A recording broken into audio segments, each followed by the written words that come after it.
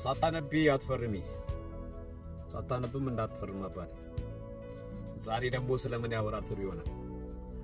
እዚህ አሁን በያዝኩት ሪከርድ እያደረኩበት ባለው ቴሌፎኔ ላይ ይሁን አፕ ለማውረድ ፈልጌ ይሄ ሁሉ ሰው የሚያውቀው ነገር ነውና ነገር ይሁን ኢንስቶል ካደረኩት በኋላ ዲቴል ከመሄዴ በፊት አንድ ጥያቄ ይጠይቃል።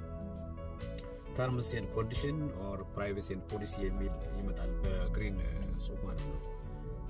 ያ ተርምስ ኤንድ ፖሊሲ ምናምን የሚለው ነገር ስለ ካምፓኒው፣ ስለ አፑ፣ ስለ ኮንትራቱ የሚያወራ ነገር ነውና እሱን ክሊክ ስታደርጉት እውነት ለመናገር ጽሁፉ በጣም ረጅም ስለሆነ ያው ብዙዎቻችን ብዙም የማንበብ ልምድ የለንም። በዛ ላይ ትዕግስትም የለም። እዚህ ጋር ደግሞ ሰዓት የለም ታውቃላችሁ።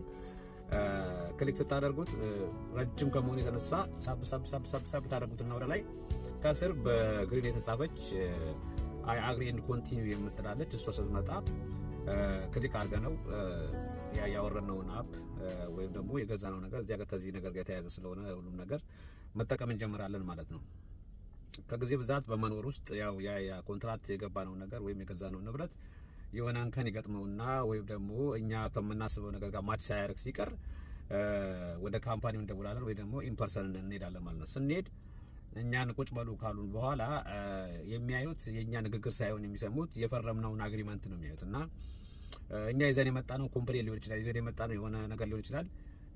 እኛ የምንናገረውና የፈረምነው ነገር ማች ካላደረገ ተቀባይነት አይኖራችሁም። እና ለምንድን ነው ይሄን ምሳሌ ያመጣሁት? በዚህ ዘመን ታውቃላችሁ በብዙ መልኩ በጋብቻ ውስጥ እንከን የሚፈጠረው በእንደዚህ አይነት ነገር ይመሳሰልብኛል። እና በችኮላ አንዳችን ለአንዳችን ሳንተያይ አይኖ የጋብቻ አግሪመንት ጀስት ሃርድ ኮፒ ላይ የተቀመጠ ሳይሆን ከስብዕና ጋር የተያያዘ ነገር ነው፣ ከመንፈሳዊ ነገር ጋር የተያያዘ ነገር ነው፣ ከማቹሪቲ ጋር የተያያዘ ነገር ነው። እና ይሄ ነው አግሪመንቱ። እና አብዛኞቻችን ደግሞ በተለይ ወንድሞች ወደ ጋብቻ እየገባችሁ ያላችሁ ይሄ ነው መስፈርት እናወጣለን። አፍንጫዋ እንደዚህ፣ ጥርሷ እንደዚህ፣ ከለሯ እንደዚህ ምናምን ብለን የምናደርገው ነገር አለ። አንድ ነገር መጠየቅ የምፈልገው እኛ ያወጣነው መስፈርት በእኛ ውስጥ መኖሩን ግን ቼክ ማድረግ ያስፈልጋል። ያ መልስ በመለስን ቅጽበት እግዚአብሔር ካዘጋጀልን ሰዎች ጋር ወይ ሴት ጋር እንደምንገናኝ እርግጠኛ ነኝ።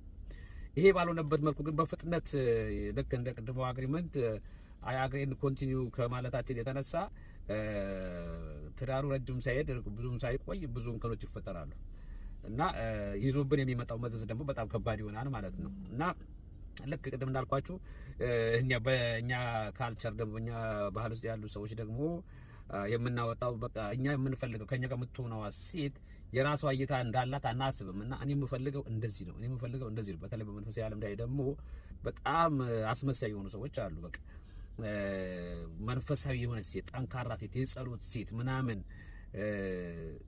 እሱ በዛ ውስጥ አለ ወይ? ጠንካራ ሰው ነኝ ወይ? የጸሎት ሰው ነኝ ወይ የሚለው ነገር መልስ ሳይመልስ ነው የሁሉ መስፈርት የሚያወጣው። ስለዚህ ይሄንን መልስ እንዳልኳችሁ ቅድም ይሄንን መልስ ስናገኝ በእኛ ውስጥ መኖሩ ቼክ ስናደርግ መልሱን ስናገኝ ግን እመኑኝ ህይወታችን፣ ትዳራችን ያማረ ይሆናል።